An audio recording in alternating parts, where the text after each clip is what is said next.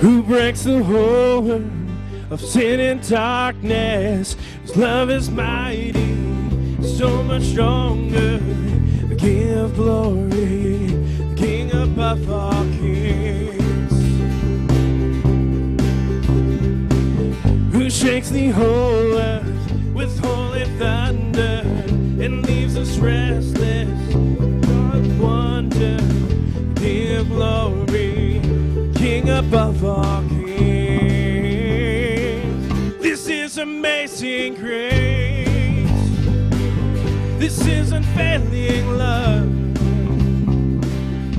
You would take my place, that you would bear my cross.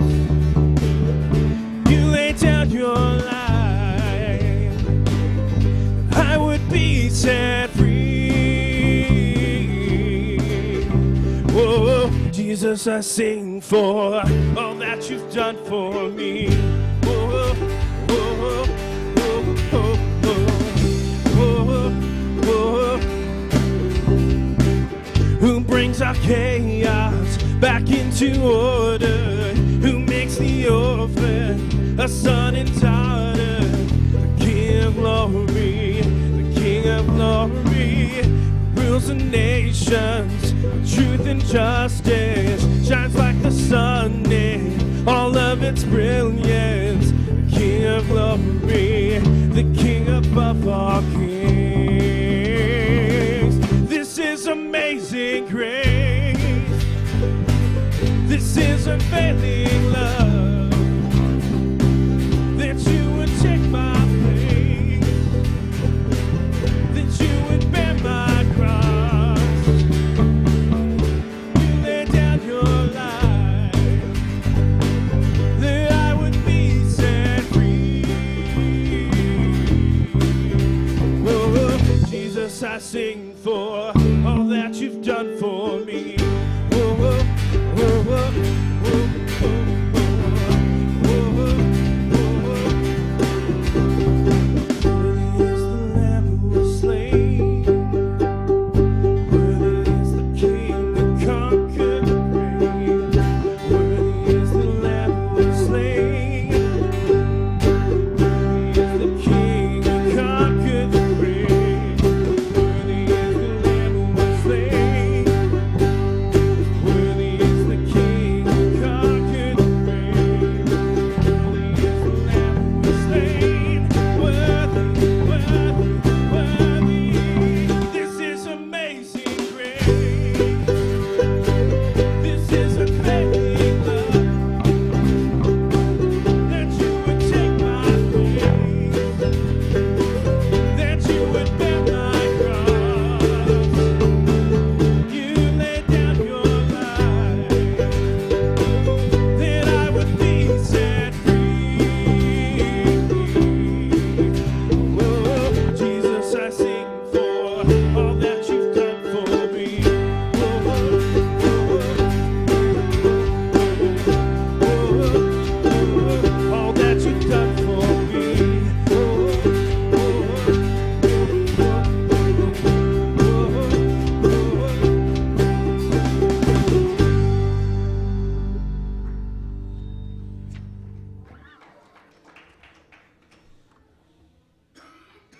Morning. Oh, there we go.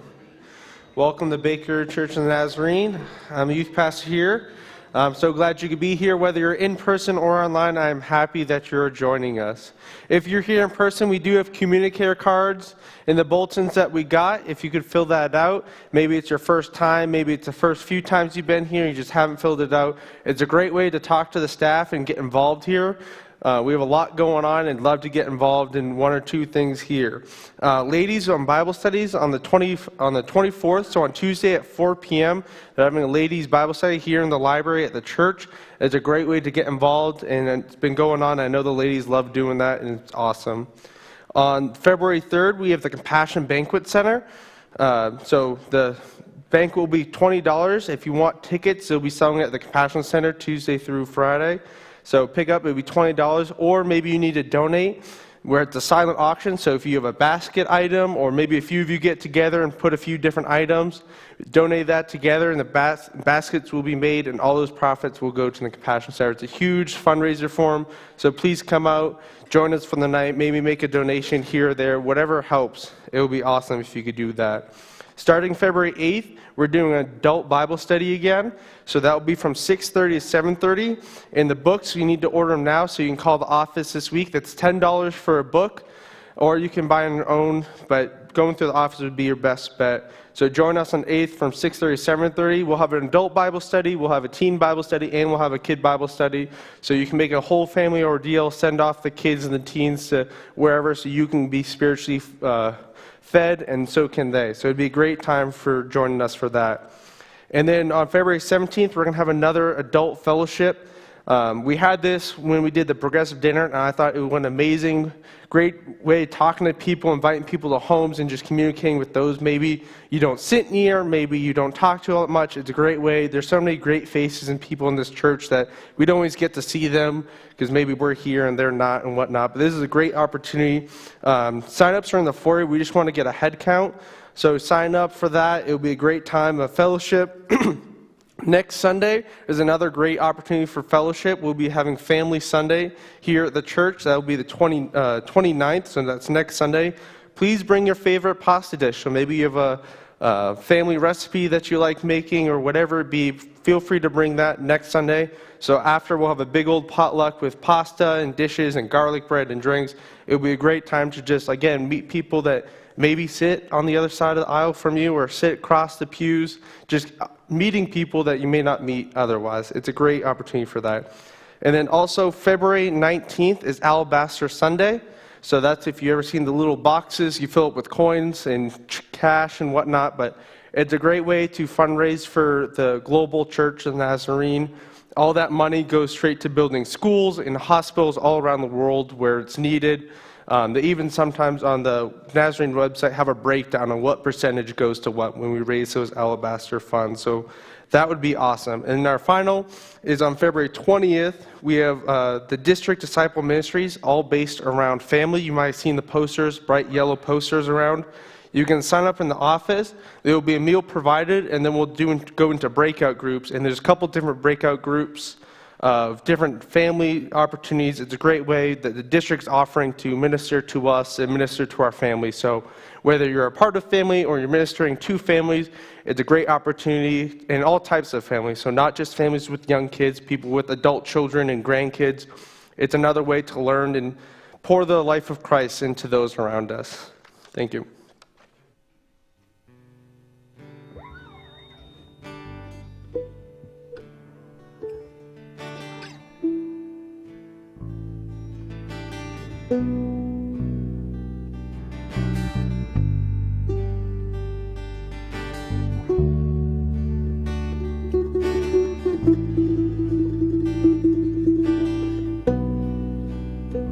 You are here, moving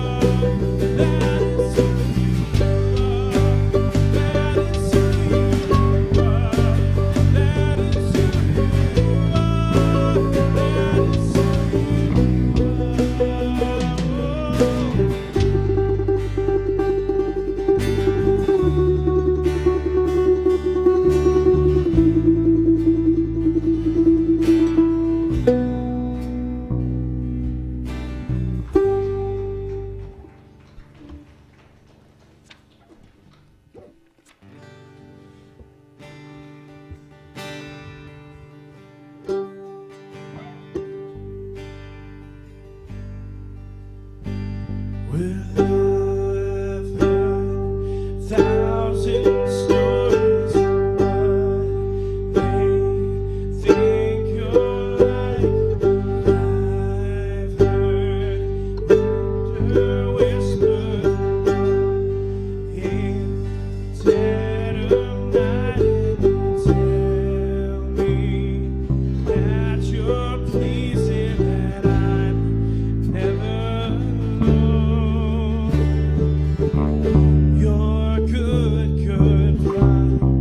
To you are, to you are, to you are, and I'm loved by you. To I am, to I am, to I am. And I've seen many searching for answers far and wide, but I know we're all searching for answers that you provide, because you know just what we need before we say a word. You're good, good Father. To you are, to you are, to you are, and I'm loved by you.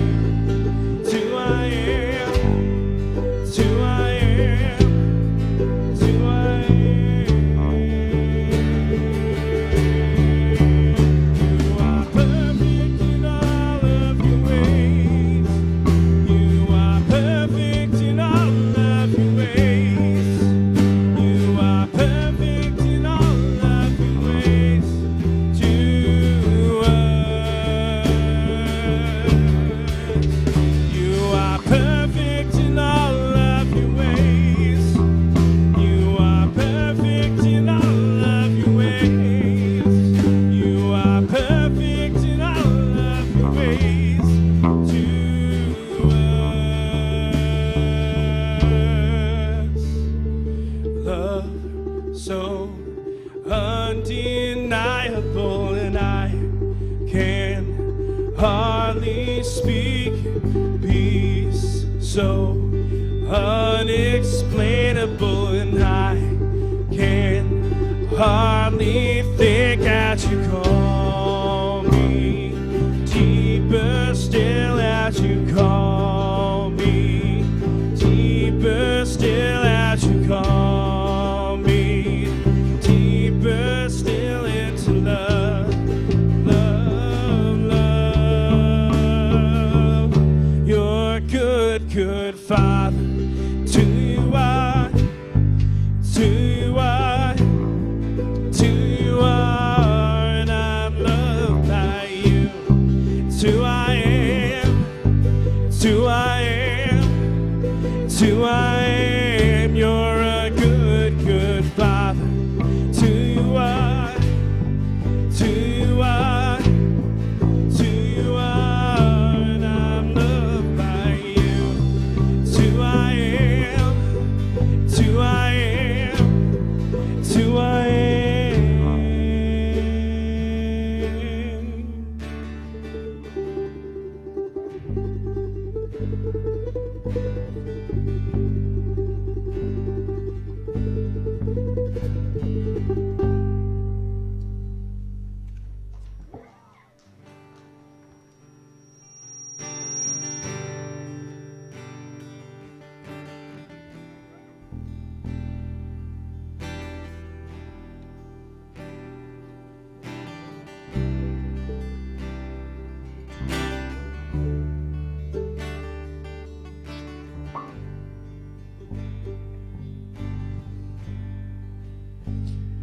The splendor of the King, clothed in majesty, let all the earth rejoice, all the earth rejoice.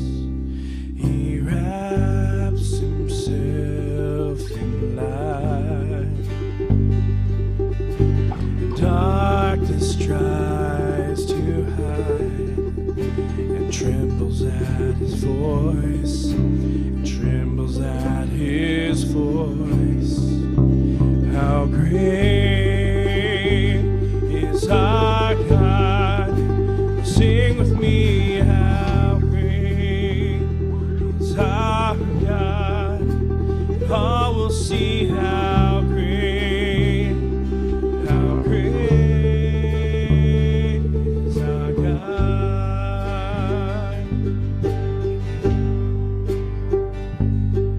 In age to age he stands. Time is in his hands, beginning and the end, beginning and the end. The Godhead three in one, Father, Spirit, Son, the Lion and the Lamb, the Lion and the Lamb. How great is our God? Sing with me, how great is our God? All will see how great is our God.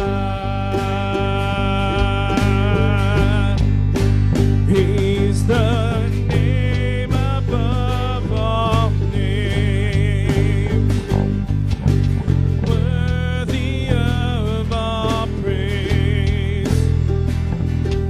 My heart will sing, how great is our God.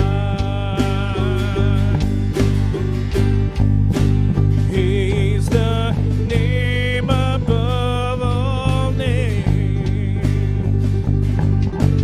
worthy of all praise. My heart will sing, how great is our God.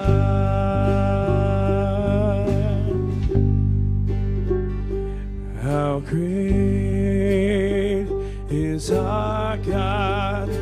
Sing with me, how great is our God? All will see how great is our God. Just the voices. How great is our God? Sing with me, how great is our God? And all will see how great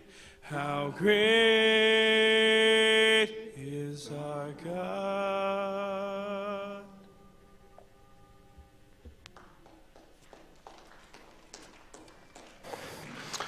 Our God is truly great. During this time of prayer, the altars are open. If you're more than welcome to come down and kneel, the front pews are also open for those who can't kneel. Or you can pray in your seat. God hears us no matter where we are, whether we're in the church building or the world. And pray with us. Dear Lord, we come to you today to recognize how truly great you are, to worship you, to give you all the glory. We come here today, and may you use me as a vessel to speak your word, that you touch the hearts of those who hear it, including my own, Lord. That it may not be my words or my actions, but to you, Lord, and to you all the glory goes. Amen. For those who don't know me, I'm Josh. I'm the youth pastor here, and when Troy's away, I get to preach. And for those who heard me last time, I brought a massive Goliath statue. Sorry I didn't bring that today, got lost. But in this time, as Troy is away and his grandbaby is born, there's chaos. We just came out of probably the most chaotic season of the year, Christmas time, where you're running around buying gifts. when you're running around planning things, you're doing all these events, and there seems to be every other person that you've talked to in the last year is now having a Christmas party that you're expected to go to, buy a gift for. You can't keep track, and then there's always the last minute of buying gifts. And also in this chaos, I forgot to dismiss the kids who can go and join Deidre, but that's new to me. This is usually Troy's job, so I don't get this stuff. But with this chaos it brings, there's tons of chaos in our everyday life too, whether it be picking up kids from school, whether it be your own life, job, whatever it be. It seems that there's always a million things to do on every single day, and we run out of time every day, and we just push it off to the next day until the one day we get off is now filled with chaotic craziness that we have to do because it's our day off and we've pushed everything too. There's also chaos in just our own little banter. So for those who don't know, Troy grew up being a Lakers fan, and he roots for the Lakers. I see a few cheers. I, however, from Massachusetts, so I'm a die-hard Boston sports fan. I love the Celtics, the Patriots, the Bruins, the Red Sox. I will root for them the day I die. And for people who come up to me and say, oh, you're out here now, you need to root for our teams, I will tell them, and I will continue to tell people, I am much more scared of my grandfather than I am of any of you. But as chaos goes, there's still God in our chaos.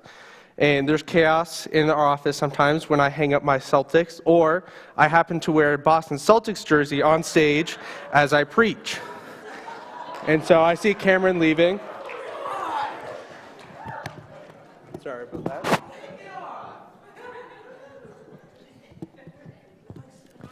But even though, go ahead, tell Troy. Even though there's chaos, and I'm now wearing a Celtics jersey on Troy's stage, and God's stage, more importantly, God will still use me, or at least I hope now, use me to preach His word. And so, where there is chaos in our lives, between people, between things, God is in between our chaos. And so, when I was in college, I went to a preaching class, and they taught us different styles of preaching. So what tends to be commonly known is there's different formats that we tend to hear, but I doubt that many of you have heard this form. It's called an episodic sermon. So what's going to happen is I'm going to tell you 10 individual stories, and they're all going to start with the phrase you see on the screen, there you were in the chaos of. Now, these stories will be maybe personal stories that I've experienced personally. They could be stories of people that have told me. And some of them will be stories of point of views of people in the Bible that you may know, but it's from a different point of view than what we're used to. So every story will start with, there you were in the chaos of. Every story will finish, there was God in the chaos. And I'm not going to talk about transition. That's how we're going to transition from story to story. And for my note takers, you're looking at your notes in your bulletin, and you're like, what the heck am I supposed to do with this? So at the top of that page, it says, there I was in the chaos of. I want you to write your own episodic sermon. So whatever chaos you are in, as I tell these 10 stories, feel free to write that down. Maybe it's a troubling day, a troubling week, a troubling month, or a troubling year. Write it down. And now, as you write that story for yourself, as I'm telling stories up here, I want you, under that, it says, there was God in that. So as you look at that, where was God in your chaos? Because He was there. I can guarantee you He was there. You may have not seen Him like you want to. He may have not answered your praise the way you want to, but He was there every single time without fail. So, there I was in the chaos of my Christmas party. There are people yelling loudly. We're in a tiny, tiny grandparents' house. There's constant laughter. Whenever something drops onto the floor, all my family breaks out and, hey, oh, hey, whatever it was. There's always loud chaos going on. There's even times where if you want to get from one end of this tiny house to the other, it might take you 10 minutes because you got to squeeze through everyone and you got to talk to everyone you haven't seen. There's cousins of cousins, grandparents, old people that I've never met before that tell me they knew me when I was this high. I don't know them, but I got to say hi to them as my way on. I get hungry. Now, my family, if you are last of the food, there may not be any food left. And so there I am trying to get some food, and I'm hungry. I feel my stomach rumbling. I haven't eaten anything. I've worked all day, but I'm ready for Christmas Eve. The special thing about Christmas Eve is my grandma makes her famous dish of chicken casserole. She makes it twice a year, and this is one of them. In this chaos of laughter, loud, I try to work my way to the kitchen, but there's people already in line, plates are already piled with chicken casserole. I don't know if I'm going to get any. And there my grandma is, reaches out for me as my hand is out, and pulls me to the front of the line and scoops me a helping. And even after a few steps, I say, "Oh, Grandma, I'm good." She keeps going because she knows I'll be back for seconds. But there, God was in my chaos. Through my grandma, she fed me, knowing I was hungry. There, you are in the chaos in the town of Jezebel, following God's call on your life to be a prophet for him. In this world that is unchurched, this world that does not want to hear your message, God has called you. So you listen to him. You go to the town. You go and preach the word that God has given you. You've said word for word what God's supposed to do. You feel like you've done everything right as a prophet. You've listened to him, you've followed him, and you've told the people. These people don't want to listen to you, though. They don't care what you have to say. Not only do they not care, they actively disagree with you. They feel like you have disturbed their way of life. They feel like you are spewing chaos to them, and they do not care. They do not care so much that they want to kill you. And you've listened to God, and you're like, what the heck is going on? So instead of dying on that day, you run. You run for your life as if your life depends on it, because it does.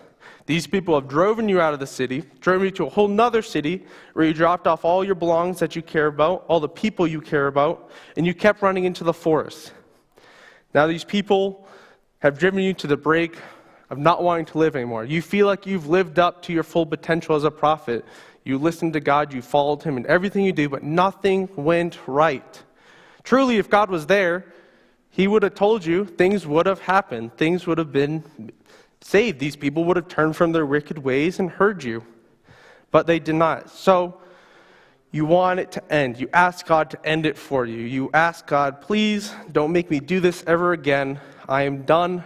Take me now, let me be with you, and that will be that. God tells you, take a nap. You wake up from your nap, he feeds you some cake, nice glass of water, and you go back to your nap. You wake up from your second nap, you are fed, and you are ready. Not only have you been fed with physical bread, but you have been fed and thirst with the living word of God as he was there in your chaos. When all those who have turned from you, all those who wanted to persecute you, their God was in your chaos.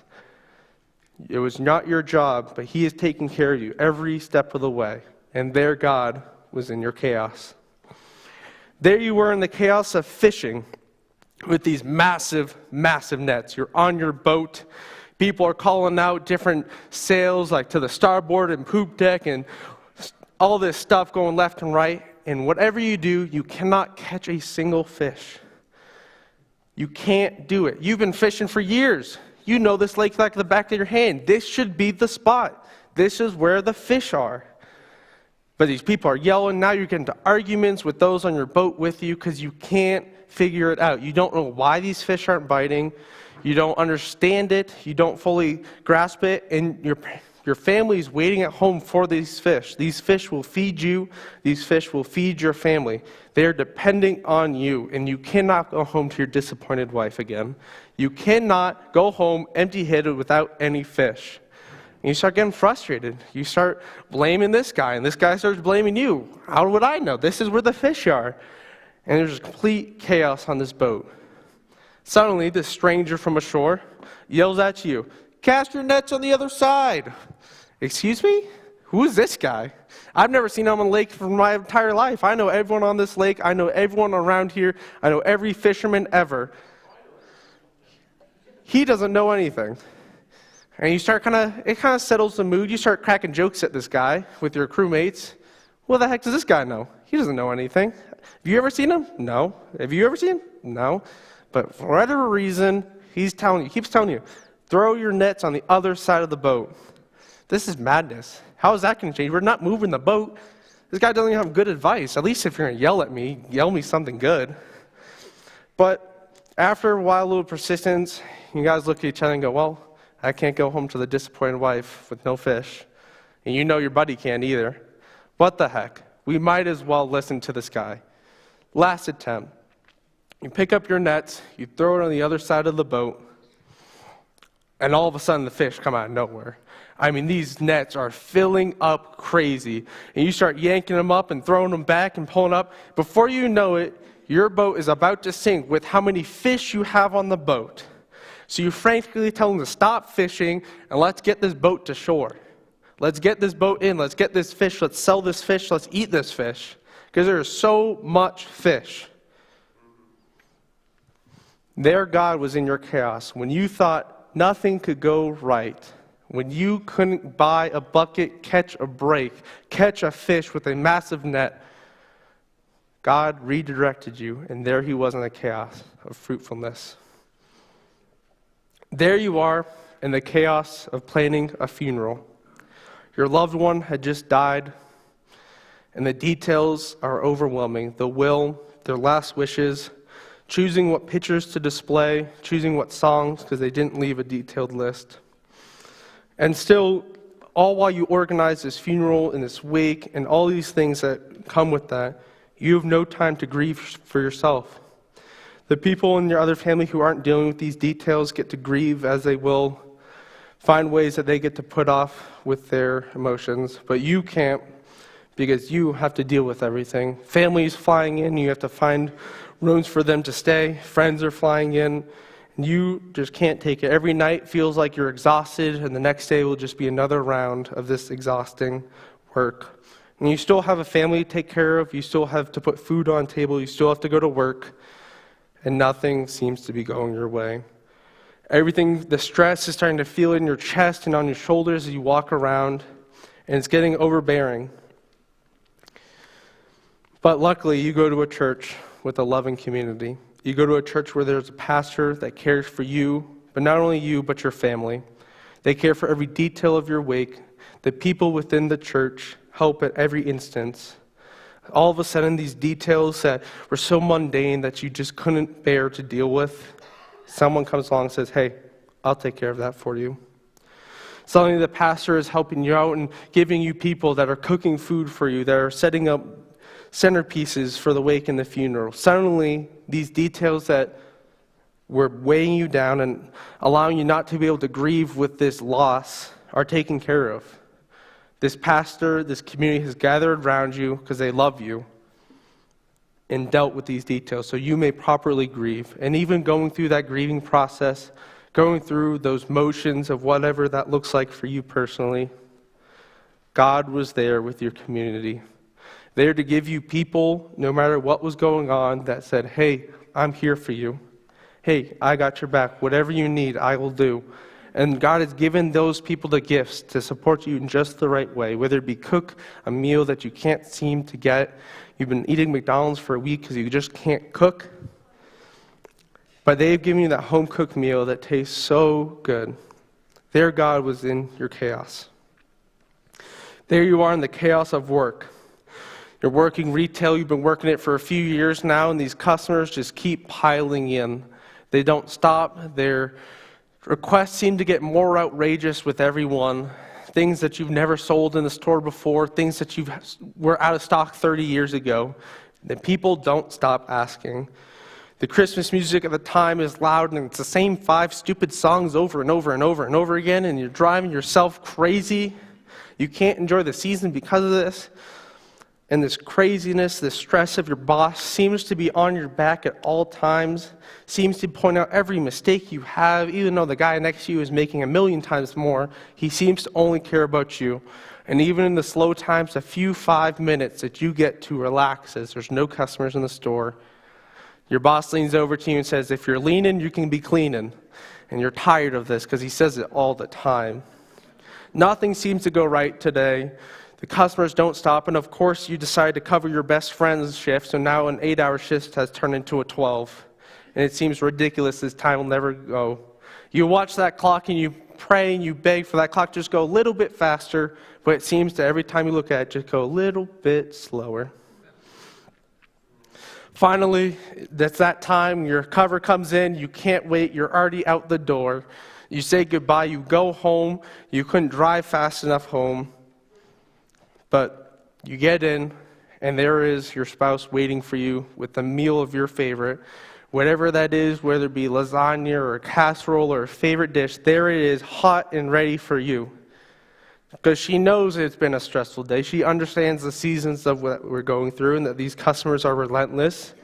They're able to just sit there and let you rant, get all this stuff off the chest, all your frustrations, in this meal that is comforting, and they understand that you can go to bed. It's time. You've had a long day, and they understand that. They want to spend more time with you, but they put your needs first for that day because they know that that's what you need. They even threw the blanket in the dryer for 5 minutes to warm it up a little bit because they know that's what you like. Their God was in your chaos with a partner that supports you and loves you dearly. Someone that would put you before themselves at times because they understand that you had a hard day. They would understand that today's not about them but about you. And their God was in your chaos. There you were in the chaos of war. You're a king of God's people. The army of the Valley of Eden here to stop the Philistines. You have won these wars before. You kind of start drawing up a battle plan. The men head into battle, and there's a kink in your plan. You need to win this battle. This will secure your kingdom. This will prevent an onslaught and eventually probably your death as your head gets chopped off. So there's a lot riding on this. Suddenly, this 10-foot man comes, stands out, and you're the king, and you realize, oh crap, this man is huge. And typically, you would send your people in waves down into the valley, and you would send more men than the other, and you would come out victorious. Instead, they've challenged you to a one-on-one.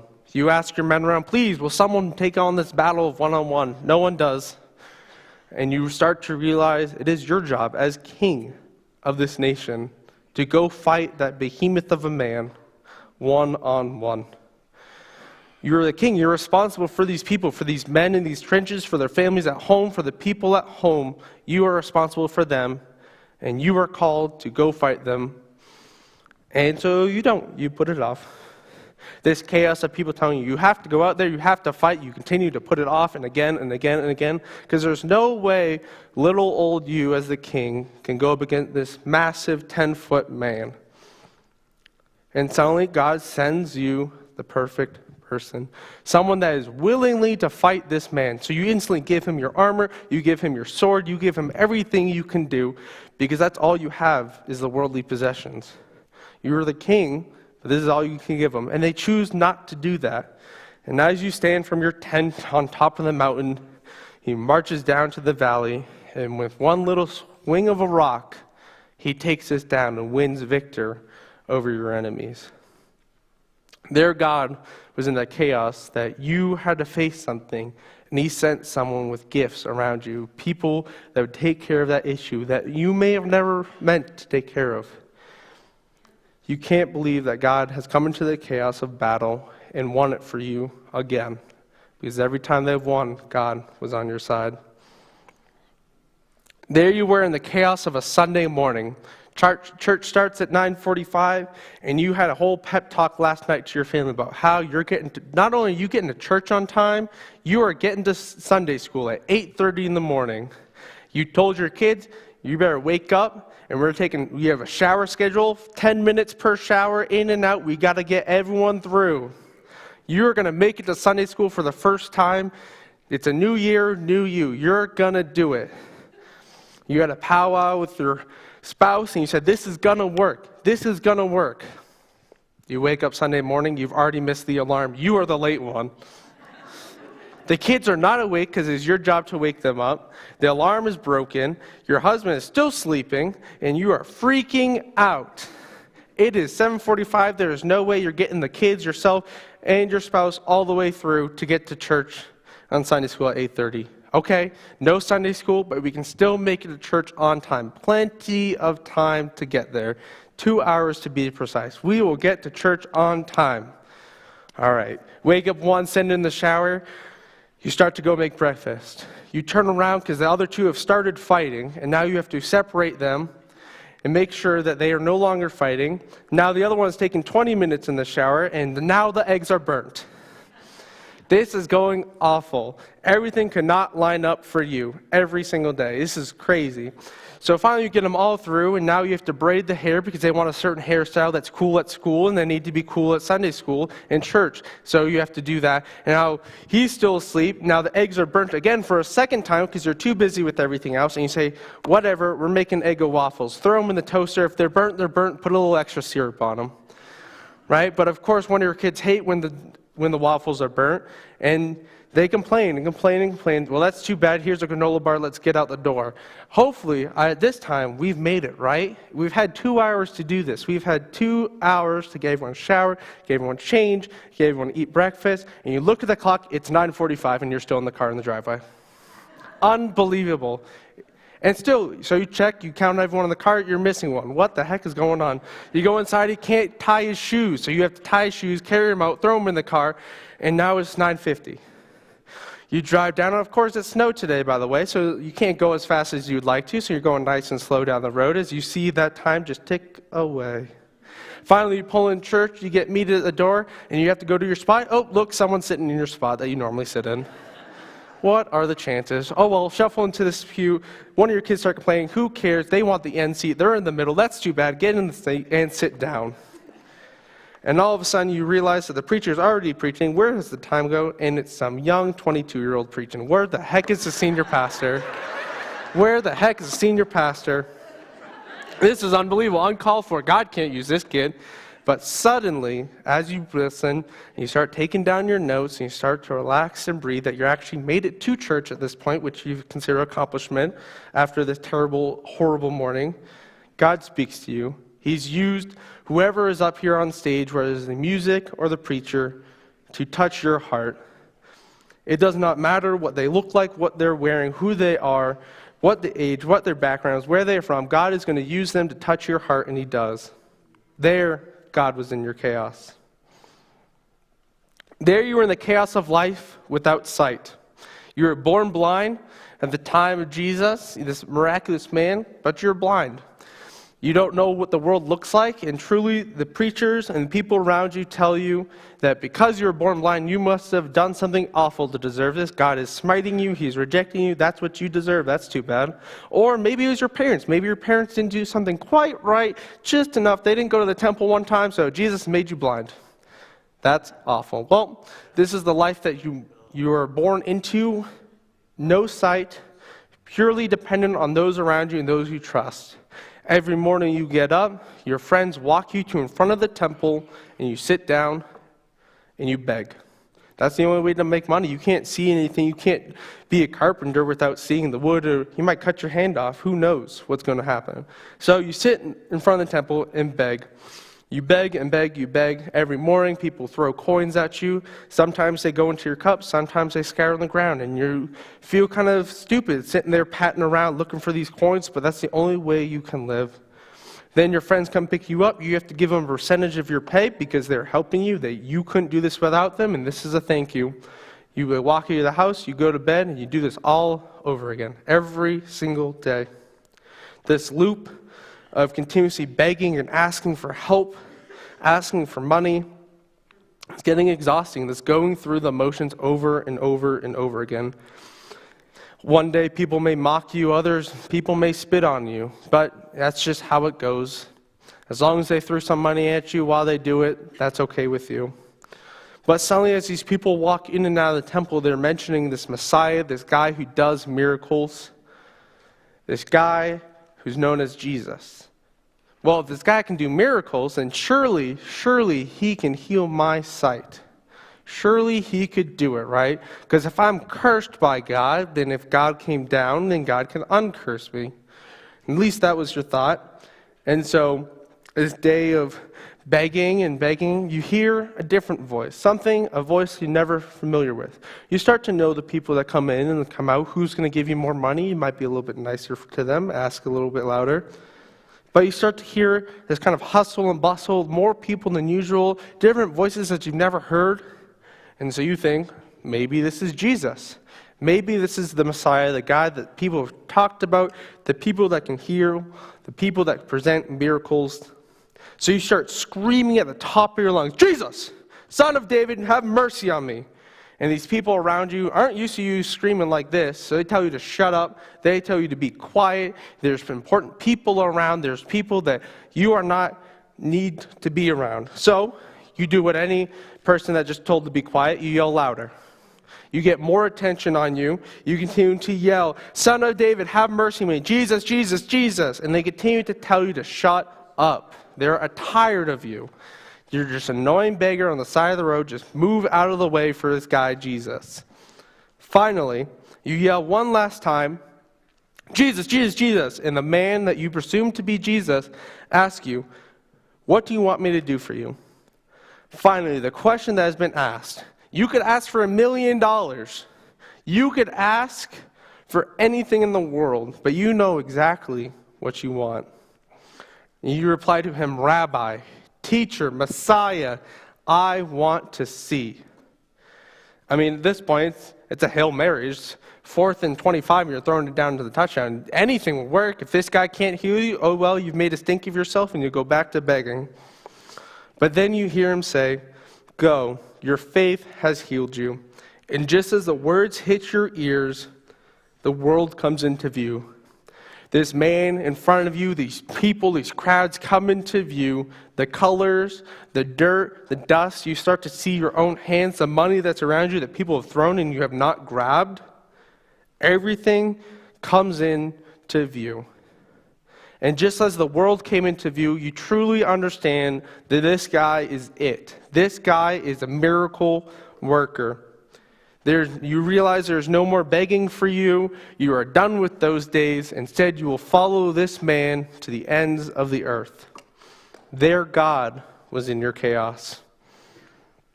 There you are in the chaos of a Monday morning. You have a big test in your least favorite subject imaginable. Maybe it's chemistry, maybe it's calculus.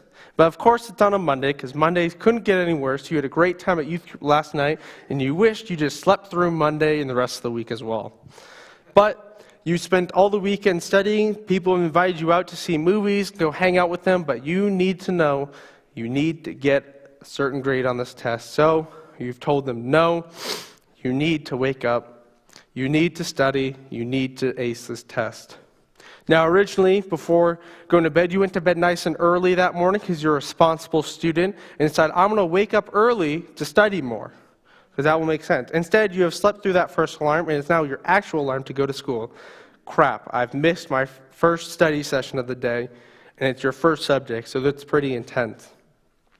You're running out the door because you woke up late. You practically got your shoes on. Your sweatshirt's barely on you, but you're running out the door because you need to get to school, need to be on time for this test, because you need every single minute the teacher will allow you to use. You need everything you can. As you're sitting in the car getting drove to school, you're reading through your book, you're reading through your notes, but it becomes all a blur because you're too tired to focus. You sit down in your seat, and you're ready, you breathe in, breathe out, you're starting to stress, you can feel yourself kind of getting a little sweaty. Is it really hot in here? I'm surely it's not just me, but your anxiety, your stress, your nerves are building up as that test slowly goes around the classroom. You start to see people as they flip over the test, and you watch their reactions as their head slowly sinks into their hands, and someone you could have sworn ripped out a clump of hair. This does not inspire confidence in you in any sort, because you were hoping maybe today the test would be easy, but as usual, it wasn't. Slowly you flip over the test and you start reading through the material, start flipping pages, and you get to the back of the page, and crap, you have not recognized one question, one answer on this test. So you flip back and you fill in the one line you can that says name, and even then you mess up. You mess up on your name, you can't believe it, so you scratch it out and write your name again. And you are dumbfounded looking at this test as you can't seem to remember anything you were just looking at in the car 10 minutes ago. You can't remember anything you spent all Sunday, all Saturday, all Friday night reading through. You can't remember. So you slowly close your eyes and you just pray. You pray to God that please just give me the Quizlet right in my head, all the answers right into my hand that I will just write and close my eyes, and God will take the test for me. Now, you know God doesn't work like that, but what the heck? Miracles have happened, so let's try. So you take a deep breath, you calm yourself down, and you relook at the test. Your stress and anxiety is still there, but it's just now subdued. It is now a level that is manageable, one that where your hand is no longer shaking, and you can start to slowly read through the problems that you have. God has given you the calmness and the poise that even though you may be stressed and anxious, God is there as you write these answers. There was God in your chaos. There you are in the chaos of the destruction of the Jewish temple.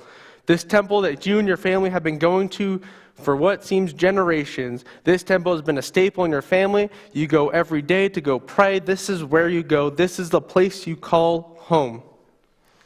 Suddenly your city is under siege, and as you watch from your doorstep this temple that your grandfathers have helped you build, that you've gone to, that your kids know, crumbles to the ground. Clearly this place is not safe for you, not safe for your family, so you start to run. You run all the way to Asia Minor, which is a long, long, long run. And there you are, you settle in town. A few of the members from the temple that you kind of recognize, maybe they're not best of friends, but you know them, kind of settle in the same area as you. So, not to make sure your faith doesn't go to waste and that you don't want to get out of the habit, you start to have a home church. You invite a few of them over and you start to talk about the Word. You don't remember everything. You were never into that. You're a carpenter for all you care, and you don't have the training for it, but you start to discuss the Word. You realize that God is there in your fellowship, but you don't seem to have any planning. You don't seem to have a purpose in this. You don't seem to fully grasp what you're trying to do. You're just hoping that God will do something there. And after a while, it seems to be going on. And you guys have already talked about these same 5 scriptures over and over and over again because it's all you kind of remember. And suddenly, you start to hear of this letter being passed around from town to town from your old pastor, the one who was at the temple. Finally, you and your home church receive this letter, and you start to read it together as John tells you that through this time of trial and tribulation and this time that is struggling with, praise God. Praise God that you have been tested. Praise God that we are together in these home churches. Praise God through it all. And this letter continues to give you recommendations on what to do, how to praise God, and how that we deal with this. It gives you encouragement on how you do, and gives you encouragement on how to be in the Lord. You couldn't have been happier, and you wish you could keep on this letter, but you know, just as filled up this letter has made you, it will need to go on to the next city to fill those up who may have moved there. And slowly this house church starts to grow momentum, as not only you reaching those who have escaped the temple from years past, but you start to grow in a community. You start to make an actual church, gathering those around you, and their God was in your chaos. This week, we're all going to face chaos of all different kinds, different problems, different issues, whatever it be. Maybe it's a buildup, whatever it is. But you will have chaos this week. I can guarantee you that. No matter big or small, there will be chaos. And maybe one of these stories have happened to you or will happen to you because tomorrow is Monday. Or maybe it's already happened to you today as you got to church late. But I can guarantee you also, God is in your chaos. No matter what you go through, God is in your chaos. No matter what you believe, God is in your chaos. And no matter whether you see it or you ask for prayer and it's not answered the way you think it is, God is there in your chaos. Go this week, live in that chaos, but know God is with you in the chaos, and look for Him in that chaos. Thank you.